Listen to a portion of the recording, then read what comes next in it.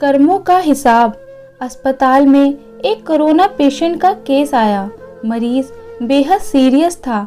अस्पताल के मालिक डॉक्टर ने तत्काल खुद जाकर आईसीयू में केस की जांच की।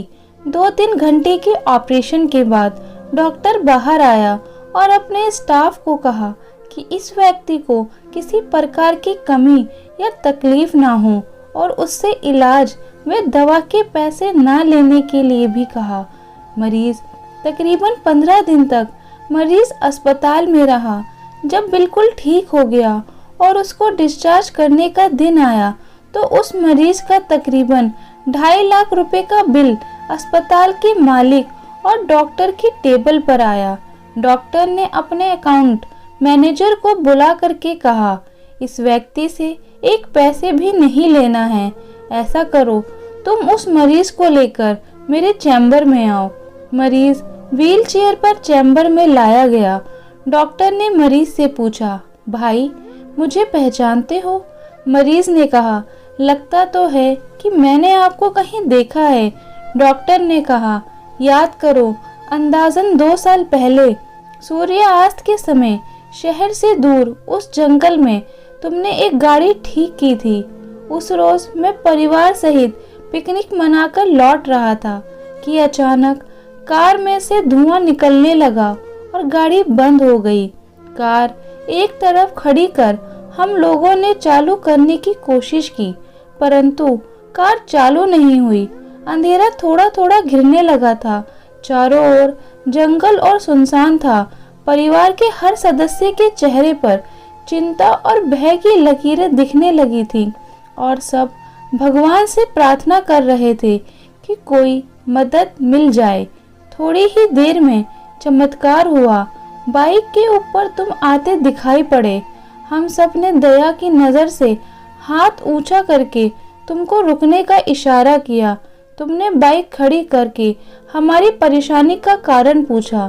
तुमने कार का बोनट खोलकर चेक किया और कुछ ही क्षणों में कार चालू कर दी। हम सबके चेहरे पर खुशी की लहर दौड़ गई। हमको ऐसा लगा कि जैसे भगवान ने आपको हमारे पास भेजा है, क्योंकि उस सुनसान जंगल में रात गुजारने का ख्याल मात्र से ही हमारे रोंगटे खड़े हो रहे थे। तुमने मुझे बताया था कि तुम एक गैराज चलाते हो। मैंने तुम्हारा आभार जताते हुए कहा था कि रुपए पास होते हुए भी ऐसी मुश्किल समय में मदद नहीं मिलती। तुमने ऐसे कठिन समय में हमारी मदद की। इस मदद की कोई कीमत नहीं है, ये अमूल्य है। परंतु फिर भी मैं पूछना चाहता हूँ कि आपको कितने पैसे दूं? उस समय तुमने मेरे आगे हाथ जोड़कर जो शब्द कहे थे, वह शब्द मेरे जीवन की प्रेरणा बन गए थे।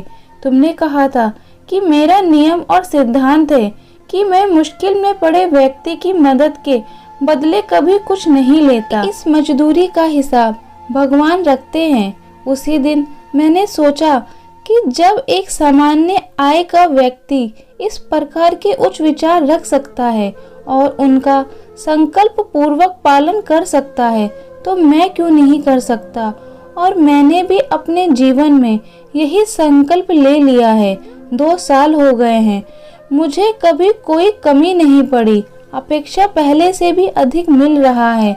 यह अस्पताल मेरा है।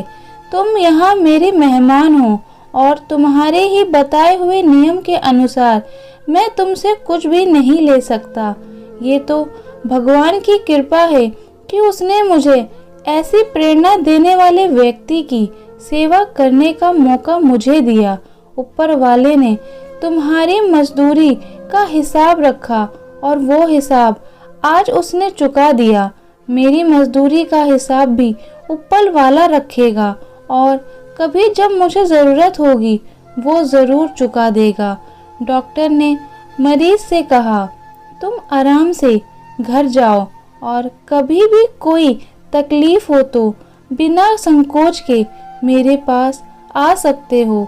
मरीज ने जाते हुए चैम्बर में रखी भगवान कृष्ण की तस्वीर के सामने हाथ जोड़कर कहा कि हे प्रभु, आपने आज मेरे कर्म का पूरा हिसाब ब्याज समेत चुका दिया।